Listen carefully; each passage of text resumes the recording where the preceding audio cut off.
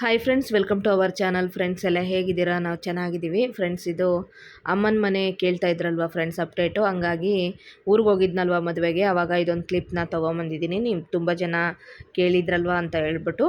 So ಇಲ್ಲೇನು ನೋಡ್ತಾ ಇದ್ದೀರಾ ನೋಡಿ, ಈಗ ಭೂಮಿ ಮಟ್ಟದ ತನಕ ಫೌಂಡೇಶನ್ ಆಗಿದೆ. ಪಿಲ್ಲರ್ ಏನು ಹಾಕ್ಸ್ಲಿಲ್ಲ, ಪಿಲ್ಲರ್ ಎಲ್ಲ ಕಾಸ್ಟ್ಲಿ ಆಗುತ್ತಲ್ವ, ಹಂಗಾಗಿ ಏನು ಪಿಲ್ಲರ್ ಹಾಕ್ಸಿಲ್ಲ. ಅಡೀಲಿ ಭೂಮಿ ಅಡೀಲಿ ಒಂದು 3.5 ಅಡಿಯಷ್ಟು ಆಳ ತೆಗೆದ್ಬಿಟ್ಟು ನೀಟಾಗಿ ಫೌಂಡೇಶನ್ ಆಗಿದೆ. ಇದ್ರ ಮೇಲೆ ಇನ್ನೂ ಕೂಡ ಹೈಟ್ ಬರುತ್ತೆ 2 ಅಡಿಯಷ್ಟು. ಅದ್ರ ಮೇಲೆ ರಾಡ್ ಕಟ್ಬಿಟ್ಟು ಮನೆ ಕಟ್ಟೋದು. ಈ ಥರ ಫೌಂಡೇಶನಲ್ಲೇ ನಾವು 2 ಫ್ಲೋರ್ ತನಕ ಕಟ್ಬೋದು ಅಂತ ಹೇಳ್ಬಿಟ್ಟು ಕಾಂಟ್ರಾಕ್ಟ್ರೇ ಇದ್ರಲ್ವ, ಅವ್ರು ಹೇಳಿದರು. ಸದ್ಯಕ್ಕಂತೂ ಇಷ್ಟ ಆಗಿದೆ, ತುಂಬ ಖುಷಿಯಾಯಿತು ನೋಡಿ. ಇದು ಅಮ್ಮನ ಕನಸು ಎಷ್ಟೋ ದಿನದಿಂದ ಮನೆ, ಯಾಕಂದರೆ ಮನೆ ತುಂಬ ಒಳಗಡೆ ನೀರು ಎಳೆಯೋದು, ಮಳೆ ಬಂದುಬಿಟ್ರಂತೂ ವಿಪರೀತ ಸೋರೋದು. ನೀರು ಜಾಸ್ತಿ ಬಾವಿ ಪಕ್ಕದಲ್ಲಿ ಇರೋದ್ರಿಂದ, ಬಾವಿ ಭೂಮಿ ಮಟ್ಟಕ್ಕೆ ಬಂತು ಅಂದರೆ ಮನೆ ಒಳಗೆಲ್ಲ ನೀರು ಜಿನ್ಗೋದು.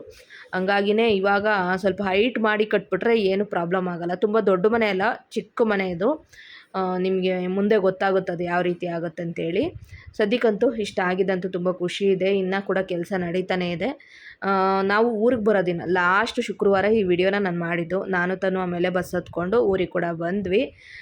ತುಂಬಾ ಸುಸ್ತಾದಂಗೆ ಆಯಿತು ನಿಜ ಹೇಳ್ಬೇಕಂದ್ರೆ, ಮದುವೆಲೆಲ್ಲ ಓಡಾಡಿದ್ದು, ಅದ್ರ ಜೊತೆಗೆ ನಂಗೆ ವಿಪರೀತ ಕಾಲು ನೋವು ಬೇರೆ. ಸೊ ನನ್ನ ಹಸ್ಬೆಂಡ್ ಬಂದು ಮೆಜೆಸ್ಟಿಕ್ಕಲ್ಲಿ ವೆಯ್ಟ್ ಮಾಡ್ತಿದ್ರು. ನಾವು ಬರೋ ಅಷ್ಟೊತ್ತಿಗೆ 11:30 12 ಗಂಟೆಗೆ ನಾವು ಬಸ್ಸಿಗೆ ಕೂತ್ಕೊಂಡ್ವಿ. 5 ಗಂಟೆ 4:45 5 ಗಂಟೆ ಆಯಿತು. ನನ್ನ ಹಸ್ಬೆಂಡ್ ಬಂದು ಮೆಜೆಸ್ಟಿಕ್ಕಲ್ಲಿ ವೆಯ್ಟ್ ಮಾಡ್ತಾಯಿದ್ರು, ಅವರೇ ಕರ್ಕೊಂಡು ಬಂದರು. ಅವರೇನಾದರೂ ಎಲ್ಲರೂ ಹೊರಗಡೆ ಬೇರೆ ಕಡೆ ಡ್ಯೂಟಿ ಹೋಗಿದ್ರೆ ನಾನು ಇಬ್ಬರೇ ಮೆಟ್ರೋದಲ್ಲಿ ಬರ್ತೀವಿ. ಯೂಶ್ವಲಿ ನನ್ನ ಹಸ್ಬೆಂಡೇ ಕರ್ಕೊಬರ್ತಾರೆ. ಈಗ ಸ್ವಲ್ಪ ಫ್ರೂಟ್ ಸಲಾಡ್ ತಿಂತಿದ್ದೀವಿ. ಹಶು ಬೇರೆ ಆಗಿತ್ತು, ಏನು ತಿನ್ನೋದು ಅಂತ ಅಂದ್ಕೊಂಡು ಆಮೇಲೆ ಸದ್ಯ ಫ್ರೂಟ್ ಸಲಾಡ್ ಸಿಕ್ತು.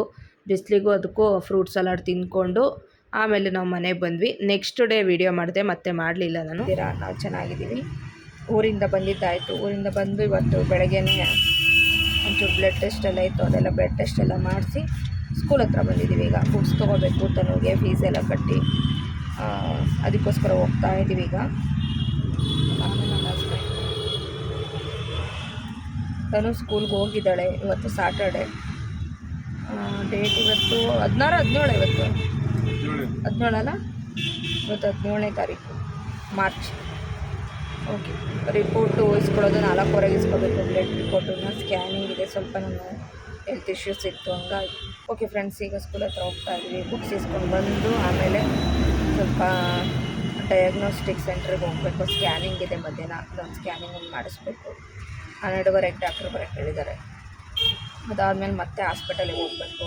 ಇವತ್ತೆಲ್ಲ ತುಂಬ ಕೆಲಸ. ಬೆಳಗ್ಗೆನೇ ಇವತ್ತು ಬ್ಲಡ್ ಟೆಸ್ಟ್ ಅಂತೂ ಆಯಿತು. ಓಕೆ, ಇವಾಗ ಸ್ಕೂಲ್ ಹತ್ರ ಹೋಗಿ ಬುಕ್ಸ್ ಇಸ್ಕೊಂಡ್ಬರ್ತೀವಿ. ಬುಕ್ಸ್ ಎಲ್ಲ ತೊಗೊಂಡಿದ್ದಾಯಿತು ಫ್ರೆಂಡ್ಸ್. ಬುಕ್ಸಿಗೆ 10,420 ರೂಪಾಯಿ ಆಯಿತು. ತನ್ನದು ಸೈನ್ಸು ತೊಗೊಂಡಿರೋದು. ಅವಳಿಗೆ 9th ಸ್ಟ್ಯಾಂಡರ್ಡಿಗೆ ಸೈನ್ಸು ಕಾಮರ್ಸು ಅಂತ ಇವಾಗ ಚೇಂಜ್ ಆಗಿದೆ. ಅದಕ್ಕೆ ಸೈನ್ಸಲ್ಲಿ ಕೂಡ ಅವ್ರಿಗೇ ಇದರಲ್ಲಿ ಕಂಪ್ಯೂಟರ್ ಸೈನ್ಸ್ ಸಬ್ಜೆಕ್ಟ್ ಬೇಕಾದ್ರೆ ತೊಗೋಬೋದು, ಅಥವಾ ಫಿಸಿಕಲ್ ಎಜುಕೇಷನ್ ಬೇಕಾದರೂ ತೊಗೋಬೋದು. ಸೊ ಕಂಪ್ಯೂಟರ್ ಸೈನ್ಸು ಸ್ವಲ್ಪ ಕಷ್ಟ ಆಗುತ್ತೆ, ಆದರೂ ಕೂಡ ನಾನು ಕಂಪ್ಯೂಟರ್ ಸೈನ್ಸ್ನೇ ಕೊಡಿಸಿದ್ದೀನಿ. ಮುಂದೆ ಫ್ಯೂಚರ್ಗೆ ಅವಳಿಗೆ ಹೆಲ್ಪ್ ಆಗುತ್ತಂತೇಳಿ. ಸೊ 9th ಸ್ಟ್ಯಾಂಡರ್ಡಿಗೆ ಅವ್ರಿಗೆ ICSE ಆಗಿರೋದ್ರಿಂದ ಈ ರೀತಿ ಮಾಡಿದ್ದಾರೆ. ಲಾಸ್ಟ್ ಇಯರಿಂದನೂ ಇದೇ ಥರ ಮಾಡಿದ್ದಾರೆ ಅನ್ಸುತ್ತೆ, ನಂಗೆ ಗೊತ್ತಿಲ್ಲ ಯಾವಾಗಿಂದ ಮಾಡಿದ್ದಾರೆ ಅಂತೇಳಿ. ಸದ್ಯಕ್ಕಂತೂ ಈ ಇಯರಲ್ಲಿ ಅವಳು ಸೈನ್ಸ್ ತೊಗೊಂಡಿದ್ದಾಳೆ. ಕಾಮರ್ಸ್ ತುಂಬ ಜನ ಮಕ್ಕಳು ಕಾಮರ್ಸ್ ಕೂಡ ತೊಗೊಂಡಿದ್ದಾರೆ. ಹಾಗೆ ಅದಕ್ಕೆ 10,420 ರೂಪಾಯಿ ಆಯಿತು ಬುಕ್ಸಿಗೆ. ತೊಗೊಂಡು ಇವಾಗ ವೆಯ್ಟ್ ಮಾಡ್ಕೊಂಡು ಇಲ್ಲಿ ಕೂತಿದ್ದೀವಿ. 12 ಕಾಲು ಆಗೋಯ್ತು ತೊಗೊಳ್ಳೋ ಅಷ್ಟೊತ್ತಿಗೆ. ಆಮೇಲೆ 12:15 ತನು ಸ್ಕೂಲ್ ಬಿಡ್ತಾರೆ, ಹಂಗಾಗಿ ಅವಳನ್ನ ಕೂಡ ಕರ್ಕೊಂಡು ಹೋಗ್ಬೋದಲ್ಲ ಅಂತ ಹೇಳ್ಬಿಟ್ಟು ಅಲ್ಲೇ ವೆಯ್ಟ್ ಮಾಡಿಕೊಂಡು ಕೂತ್ಕೊಂಡು ತನುನ ಕರ್ಕೊಂಡು ಬಂದ್ವಿ. ಹಾಗೆಯೇ ಫೀಸ್ ಬಗ್ಗೆ ಇನ್ನೇನು ಕೇಳ್ತೀರಾ. ಫೀಸ್ ಅಂತೂ 60,000 ರೂಪಾಯಿ ಫೀಸಲ್ಲಿ ಅಲ್ಲಿ ಏನಂದರೆ ಕಂತು ಕ್ವಾರ್ಟರ್ಲಿ ಕೂಡ ಕೊಟ್ಟಿದ್ದಾರೆ ನಮಗೆ. 3 ತಿಂಗಳಿಗೆ ಒಂದು ಸತಿ ಕಟ್ಟೋ ಥರ. ಸೊ ಫಸ್ಟು ಸ್ವಲ್ಪ ಕಟ್ಟಿ ಆಮೇಲೆ ಇನ್ನು 3 ತಿಂಗಳಿಗೆ ಒಂದೊಂದು ಸತಿ ಕಟ್ಕೊಬೋದು. 60,000 ಆಗಿರೋದ್ರಿಂದ 3 ಕಂತು ಹಾಕಿಸ್ಕೊಂಡಿದ್ದೀನಿ ನಾನು ಕೂಡ. ಈ ಸತಿ ನಮಗೂ ಸಿಕ್ಕಾಬಟ್ಟೆ ಖರ್ಚು. ಎಷ್ಟು ದುಡಿದ್ರೂ ಕೂಡ 1 ರೂಪಾಯಿ ದುಡ್ಡು ನಿಲ್ಲಲ್ಲ ಫ್ರೆಂಡ್ಸ್, ನಿಜವಾಗ್ಲೂ. ಒಂದೊಂದು ರೂಪಾಯಿಗೂ ಕೂಡ ತುಂಬ ಕಷ್ಟಪಡೋವಂಥ ಸಿಚುವೇಶನ್ನು ಹೇಳ್ಬೇಕಂದ್ರೆ. ಯಾಕಂದರೆ ಫೀಸ್ ಕಟ್ಕೊಂಡು ನನಗೀಗ ಸದ್ಯಕ್ಕೆ ನಾನು ಟ್ರೀಟ್ಮೆಂಟ್ ತೊಗೋತಾ ಇದ್ದೀನಿ. ತುಂಬ ದಿನ ನೆಗ್ಲೆಕ್ಟ್ ಮಾಡ್ಕೊಂಡು ನನ್ನ ಬಗ್ಗೆ ನನಗೆ ಬೇಜಾರಾಗಿದೆ. ಯಾಕಂದರೆ ಹಿಂಗೆ ನೆಗ್ಲೆಕ್ಟ್ ಮಾಡಿಕೊಂಡ್ರೆ ಈ ಸ್ಟೇಜಲ್ಲೇ ತುಂಬ ಕಷ್ಟಗಳು ಅನುಭವಿಸ್ಬೇಕಾಗುತ್ತೆ. ಕಂಪ್ಲೀಟಾಗಿ ನಡೆಯೋಕ್ಕೆ ಆಗಲ್ಲ, ಕಾಲು ಅಷ್ಟು ನೋವಿತ್ತು ನನಗೆ, ವಿಪರೀತ ಕಾಲು ಊತ ಬರ್ತಾಯಿತ್ತು. ಸರಿ ಅಂತೇಳಿ ಇವಾಗ ಏನಾದರೂ ಆಗಲಿ ಕರೆಕ್ಟಾಗಿ ಟ್ರೀಟ್ಮೆಂಟ್ ತೊಗೊಳ್ಳೇಬೇಕಂತೇಳಿ ತೊಗೋತಾ ಇದ್ದೀನಿ.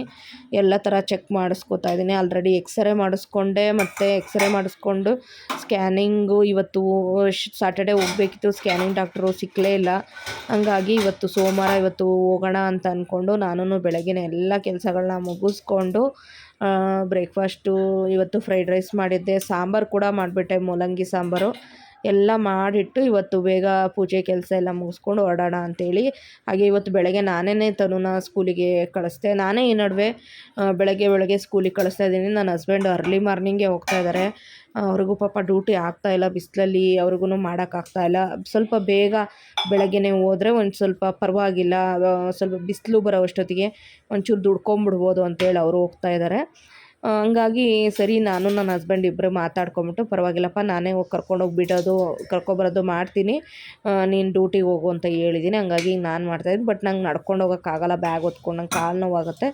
ಹಂಗಾಗಿ ಆಟೋನೇ ಬುಕ್ ಮಾಡ್ಕೋತೀವಿ. ಬೆಳಗ್ಗೆನೇ ನಾನು ಆಟೋ ಬುಕ್ ಮಾಡಿಕೊಂಡು ಕರ್ಕೊಂಡೋಗೋದಕ್ಕೂ ಆಟೋ, ಆ ಕಡೆಯಿಂದನೂ ಆಟೋದಲ್ಲೇ ಬರ್ತಾಯಿದ್ದೀನಿ. ಯಾವತ್ತಾದರೂ ಒಂದೊಂದು ದಿನ ನಿಧಾನವಾಗಿ ನಡ್ಕೊಂಬರೋಕ್ಕೆ ಟ್ರೈ ಮಾಡ್ತಾಯಿದ್ದೀನಿ. ಈಗ ಸದ್ಯಕ್ಕೆ ನಂಗೆ ಕಾಲು ನೋವು ಜಾಸ್ತಿ ಇರೋದ್ರಿಂದ ಆಟೋದಲ್ಲಿ ಹೋಗೋದು. ಅದಾದಮೇಲೆ ಇನ್ನು 2 ಫ್ಲೋರ್ ನನ್ನ ಕೈಲಿ ಹತ್ತೋಕ್ಕೆ ಆಗ್ತಾಯಿಲ್ಲ. 2 ಫ್ಲೋರ್ ಹತ್ಬೇಕಾದ್ರೆ ನಿಜವಾಗ್ಲೂ ಅಷ್ಟು ಕಾಲು ಪೇಯ್ನ್ ಆಗ್ತಾಯಿದೆ. ಬಟ್ ಏನೂ ಮಾಡೋ ಆಗಿಲ್ಲ. ಸದ್ಯ ಸಿಚುವೇಷನಲ್ಲಿ ಮನೆಗಳು ಹುಡುಕಿದ್ರೂ ಕೂಡ ಎಲ್ಲೂ ಮನೆಗಳು ಸಿಗೋದಿಲ್ಲ. ಮತ್ತು ಏನೂ ಮಾಡೋಕ್ಕಾಗಲ್ಲ. ಸ್ವಲ್ಪ ದಿನ ಅಡ್ಜಸ್ಟ್ ಮಾಡ್ಕೊಂಡು ಹೋಗ್ತಾ ಇರೋಣ ಅಂಥೇಳಿ ಪ್ಲ್ಯಾನ್ ಮಾಡಿದ್ದೀವಿ. ಸೊ ಹಾಗೆಯೇ ಇಲ್ಲಿ ನೋಡಿ ಸಾಂಬಾರು ಕೂಡ ಈಗ ರೆಡಿಯಾಗಿದೆ. ಫ್ರೈಡ್ ರೈಸು ಜೊತೆಗೆ ಕಾಫಿ ಮಾಡಿಕೊಂಡೆ ನಾನು. ಕಾಫಿ ಮಾಡಿಕೊಂಡು ಫ್ರೈಡ್ ರೈಸ್ ಬಿಸಿ ಮಾಡಿಕೊಂಡು ಇವಾಗ ಆರಾಮಾಗಿ ಕುತ್ಕೊಂಡು ಬ್ರೇಕ್ಫಾಸ್ಟ್ ಮಾಡ್ತಾಯಿದ್ದೀನಿ. ಗಂಟೆ 11 ಆಗಿಬಿಟ್ಟಿತ್ತು ಆಲ್ರೆಡಿ. ಸಾಂಬಾರೆಲ್ಲ ಮಾಡಿಟ್ಟೆ ಬ್ರೇಕ್ಫಾಸ್ಟ್ ತಿನ್ನೋಣ ಅಂಥೇಳಿ ಇವತ್ತೊಂದು ಮನ್ಸು ಮಾಡಿಬಿಟ್ಟು ಬೇಗನೆ ಸಾಂಬಾರು ಮಾಡಿಬಿಟ್ಟೆ. ಇನ್ನು ವಾರ ಆಗಿದ್ದರಿಂದ ಎಲ್ಲ ಕೆಲಸ ಮಾಡೋ ಅಷ್ಟೊತ್ತಿಗೆ ಟೈಮ್ ಆಗೋಯಿತು. ಇನ್ನು ಮಧ್ಯಾಹ್ನ ನನ್ನ ಹಸ್ಬೆಂಡ್ ಬೇಗ ಬರ್ತೀನಿ ತನುನ ಕರ್ಕೊಂಡು ಅವಳನ್ನ ಮನೆಗೆ ಕರ್ಕೊಬಂದುಬಿಟ್ಟು ಅವಳು ಡ್ರೆಸ್ ಎಲ್ಲ ಚೇಂಜ್ ಮಾಡಿ ಊಟ ಎಲ್ಲ ತಿಂದ್ಕೊಂಡು ಆದಮೇಲೆ ಹಾಸ್ಪಿಟಲ್ಗೆ ಹೋಗೋಣ ಅಂತ ಹೇಳಿದ್ದಾರೆ. ಹಂಗಾಗಿ ಇವಾಗ ನಾನು ಕೂಡ ಕೂತ್ಕೊಂಡು ಎಲ್ಲ ಆರಾಮಾಗಿ ಕೂತ್ಕೊಂಡು ಬ್ರೇಕ್ಫಾಸ್ಟ್ ಮಾಡ್ತಾಯಿದ್ದೀನಿ. ಹಾಗೆ ಇವತ್ತು ಮಧ್ಯಾಹ್ನ ಹೋಗಿ ಸ್ಕ್ಯಾನಿಂಗು ಮಾಡಿಸ್ಕೊಂಡಾದಮೇಲೆ ಮತ್ತು 4:15ಗೆ ಡಾಕ್ಟ್ರು ಬರ್ತಾರೆ. 4:15 5 ಗಂಟೆಗೆ ಬರ್ತಾರೆ. 5 ಗಂಟೆಗೆ ಬಂದಾದಮೇಲೆ ಅವ್ರ ಹತ್ರ ತೋರಿಸ್ಬಿಟ್ಟು ನಾವು ಮನೆಗೆ ಬರೋ ಹೊತ್ತಿಗೆ ರಾತ್ರಿ 7 ಗಂಟೆ 8 ಗಂಟೆ ಆದರೂ ಆಗ್ಬೋದು. ಆಮೇಲೆ ಬಂದು ಅಡುಗೆ ಮಾಡೋಕ್ಕಾಗಲ್ಲ, ಹಿಂಸೆ ಆಗುತ್ತೆ ಅಂತೇಳಿನೇ ಬೇಗನೆ ಸಾಂಬಾರು ಮಾಡಿಟ್ಟಿದ್ದೀನಿ. ಹಾಗೆಯೇ ನಾನೇ ಹೋಗಿ ಕರ್ಕೊಬರೋದು, ನಾನೇ ಬಿಡೋದು ಮಾಡ್ತಾಯಿದ್ದೀನಿ ಅಂದೆ ಅಲ್ವಾ ಫ್ರೆಂಡ್ಸ್. ನಡ್ಕೊಂಡು ಹೋಗೋಕ್ಕಾಗಲ್ಲ, ಆಟೋನೇ ಬುಕ್ ಮಾಡ್ಕೊತಾಯಿದ್ದೀನಿ. ಎರಡೂ ಕಡೆಗೂ ಕೂಡ ಒಂದು ಕಡೆಗೆ ನಮ್ಮ ಮನೆಯಿಂದ ಸ್ಕೂಲ್ ಹತ್ರ ಅಂದ್ರೂ 35 ರುಪೀಸ್ ಒಂದು ಕಡೆಗೆ ಆಗುತ್ತೆ. ಇನ್ನು ಎರಡು ಕಡೆಗೆ ಅಂದರೆ 70 ರುಪೀಸ್ ಆಗುತ್ತೆ. ಬೆಳಗ್ಗೆ ಅವಳನ್ನ ಸ್ಕೂಲಿಗೆ ಕಳಿಸಿ ನಾನು ಬರೋದಕ್ಕೆ 70 ರುಪೀಸ್ ಆಗುತ್ತೆ. ಮತ್ತೆ ಏನಾದರೂ ಮಧ್ಯಾಹ್ನ ಕರ್ಕೊಬಂದರೆ ಮತ್ತೆ 70 ರುಪೀಸ್, 140 ರುಪೀಸ್ ಥರ ಆಗುತ್ತೆ. ಸೊ ಇವಾಗ ನಾವು ಹಾಸ್ಪಿಟಲಿಗೆ ಹೋದ್ವಿ. ಹೋಗಿ ಆದಮೇಲೆ ನಾನು ಯಾವುದೇ ವಿಡಿಯೋ ಮಾಡೋಕ್ಕಾಗಲಿಲ್ಲ.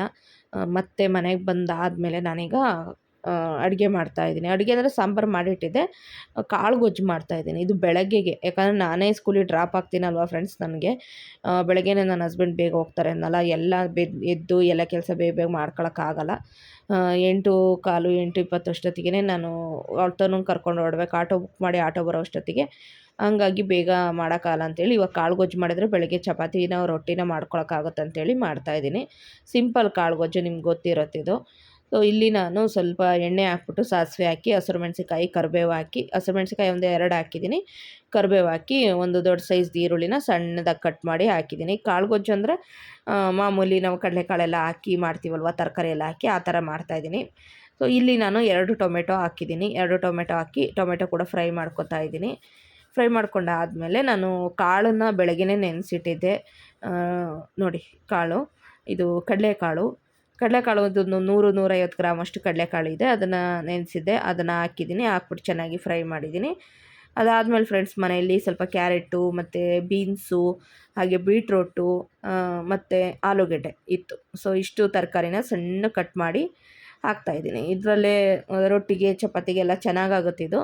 ದೋಸೆ ಜೊತೆನೂ ತಿನ್ಬೋದು. ಗೊಜ್ಜು ಟೈಪಲ್ಲಿ ಚೆನ್ನಾಗಿ ಬೇಯಿಸಿ ಮಾಡಿಕೊಂಡ್ರೆ ಟೇಸ್ಟಿಯಾಗಿರುತ್ತೆ. ಹಂಗಾಗಿ ಅದನ್ನೇ ಮಾಡ್ತಾಯಿದ್ದೀನಿ. ಇವಾಗ ತರಕಾರಿಗಳನ್ನು ಹಾಕಿದ್ದೀನಿ, ಮಿಕ್ಸ್ ತರಕಾರಿ. ಇದ್ರ ಜೊತೆಗೆ ನಾವು ಕಲ್ಲು ಹಾಕ್ಕೊಬೋದು, ನವಿಲುಕೋಸು ಹಾಕ್ಕೊಬೋದು, ಹೂಕೋಸು ಹಾಕ್ಕೊಬೋದು, ಮೂಲಂಗಿ ಕೂಡ ಹಾಕ್ಕೊಬೋದು, ಒಂದು ಸ್ವಲ್ಪ ಹಾಕ್ಕೊಬೋದು. ಒಟ್ಟಾರೆ ಮಿಕ್ಸ್ ತರಕಾರಿ ಹಾಕ್ಕೊಂಡು ಮಾಡ್ಕೊಬೋದು. ಸ್ವಲ್ಪ ಅರಿಶಿನ ಹಾಗೆ ಈಗ ಸ್ವಲ್ಪ ಉಪ್ಪನ್ನ ಹಾಕ್ಕೊಂಬಿಟ್ಟು ಮಿಕ್ಸ್ ಮಾಡ್ಕೊತಾ ಇದ್ದೀನಿ. ಮಿಕ್ಸ್ ಮಾಡ್ಕೊಂಡಾದಮೇಲೆ ಈಗ ಇದಕ್ಕೆ ಖಾರ ಸೇರಿಸ್ತಾ ಇದ್ದೀನಿ. ಅಂದರೆ ಸ್ವಲ್ಪ ಖಾರದ ಪೌಡ್ರು, ಮೆಣಸಿಕಾಯಿ ಹಾಕಿದ್ದೆ 2, ಇವಾಗ ಸ್ವಲ್ಪ ಚಿಲ್ಲಿ ಪೌಡರ್ನ ಹಾಕಿದ್ದೀನಿ. 1 ಟೇಬಲ್ ಸ್ಪೂನಷ್ಟು ಚಿಲ್ಲಿ ಪೌಡರು, 1 ಟೇಬಲ್ ಸ್ಪೂನಷ್ಟು ಧನಿಯಾ ಪೌಡ್ರ್ ಹಾಕಿದ್ದೀನಿ. ಗೊಜ್ಜು ಥರ ಮಾಡ್ತಾಯಿದ್ದೀನಲ್ವ, ಹಂಗಾಗಿ ಸ್ವಲ್ಪ ಧನಿಯಾ ಪೌಡ್ರು ಎಲ್ಲ ಸೇರಿಸ್ತಾ ಇದ್ದೀನಿ. ಇವಾಗ ಚೆನ್ನಾಗಿ ಮಿಕ್ಸ್ ಮಾಡ್ಕೊಂಡೆಲ್ಲ ಆದಮೇಲೆ ತೆಂಗಿನಕಾಯಿ ತುರಿ ಹಾಕ್ತಾಯಿದ್ದೀನಿ. 1 ಕಪ್ಪಷ್ಟು ತೆಂಗಿನಕಾಯಿ ತುರಿ. ನಾನು ಕುಕ್ಕರಲ್ಲಿ ಹಾಕಿ ವಿಷಲ್ ಕೂಗಿಸ್ತೀನಲ್ವ, ಹಂಗಾಗಿ ಇವಾಗಲೇ ತೆಂಗಿನಕಾಯಿ ತುರಿ ಹಾಕ್ತಾಯಿದ್ದೀನಿ. ನೀವು ಹಂಗೆ ಓಪನ್ನಾಗಿ ಬೇಯಿಸ್ಕೊತೀನಿ ಅಂದರೆ ಲಾಸ್ಟಲ್ಲಿ ತೆಂಗಿನಕಾಯಿ ತುರಿ ಹಾಕ್ಕೋಬೋದು. ತೆಂಗಿನಕಾಯಿ ತುರಿ ಎಲ್ಲ ಹಾಕೊಂಡ್ಮೇಲೆ ನೀಟಾಗಿ ಈಗ ಮಿಕ್ಸ್ ಕೊಟ್ಟಿದ್ದೀನಿ. ಲಾಸ್ಟಲ್ಲಿ ಅಂದರೆ ಈ ಕುಕ್ಕರ್ ಮುಚ್ಚಳ ಹಾಕೋದಕ್ಕಿಂತ ಮುಂಚೆ 1 ಲೋಟದಷ್ಟು ನೀರನ್ನು ಸೇರಿಸಿದ್ದೀನಿ, ಬೇಯಬೇಕಲ್ವ, ಹಂಗಾಗಿ ನೀರನ್ನು ಸೇರಿಸ್ಬಿಟ್ಟು ಇವಾಗ ಸ್ವಲ್ಪ ಲಾಸ್ಟಲ್ಲಿ ಕೊತ್ತಂಬರಿ ಸೊಪ್ಪನ್ನು ಹಾಕಿದ್ದೀನಿ. ಟೇಸ್ಟ್ ಮಾಡಿ ನೋಡ್ತಾ ಇದ್ದೀನಿ ಈಗ ಹೇಗಾಗಿದೆ ಅಂತ ಹೇಳ್ಬಿಟ್ಟು. ಟೇಸ್ಟ್ ಮಾಡಿ ನೋಡಿದೆ, ಸ್ವಲ್ಪ ಇದು ಸಪ್ಪೆನೇ ಅಂತ ಅನ್ನಿಸ್ತಾ ಇತ್ತು ನನಗೆ. ಹಾಗಾಗಿ ಇದಕ್ಕೆ ಸ್ವಲ್ಪ ಈಗ ಉಪ್ಪನ್ನು ಸೇರಿಸ್ತಾ ಇದ್ದೀನಿ. ಲಾಸ್ಟಲ್ಲಿ ಸ್ವಲ್ಪ ಕೊತ್ತಂಬರಿ ಸೊಪ್ಪು ಕೂಡ ಸೇರಿಸ್ಬಿಟ್ಟು ನೀಟಾಗಿ ಇದನ್ನು ಮಿಕ್ಸ್ ಮಾಡಿಬಿಟ್ಟು ವಿಷಲ್ ಕೂಗಿಸ್ಕೊತೀನಿ. ಒಂದು 3ರಿಂದ 4 ವಿಷಲ್ ಕೂಗಿಸಿದ್ರೆ ತುಂಬ ಚೆನ್ನಾಗಾಗುತ್ತೆ ಗೊಜ್ಜು. ನೀವು ಮಾಡಿ ನೋಡಿ, ಖಂಡಿತ ಇಷ್ಟ ಆಗುತ್ತೆ. ಮಾಮೂಲಿ ಇದು ಮಾಡೋದು ಎಲ್ರಿಗೂ ಕೂಡ ಗೊತ್ತಿರುತ್ತೆ, ಯಾರಿಗಾರು ಗೊತ್ತಿಲ್ಲ ಅಂದರೆ ತೋರಿಸಿದ್ದೀನಿ ಅಷ್ಟೇ. ವಿಡಿಯೋ ಇಷ್ಟ ಆದರೆ ಪ್ಲೀಸ್ ಲೈಕ್ ಮಾಡಿ, ಹಾಗೆ ಹೊಸಬ್ರಾಗಿದ್ದರೆ ಪ್ಲೀಸ್ ಸಬ್ಸ್ಕ್ರೈಬ್ ಮಾಡ್ಕೊಳ್ಳಿ. ಮತ್ತು ಮುಂದಿನ ಬ್ಲಾಗಲ್ಲಿ ನಾನು ಸಿಗ್ತೀನಿ. ಚಿಕ್ಕ ವ್ಲಾಗ್ನ ಶೇರ್ ಮಾಡಿದ್ದೀನಿ. Thank you for watching. Bye, take care.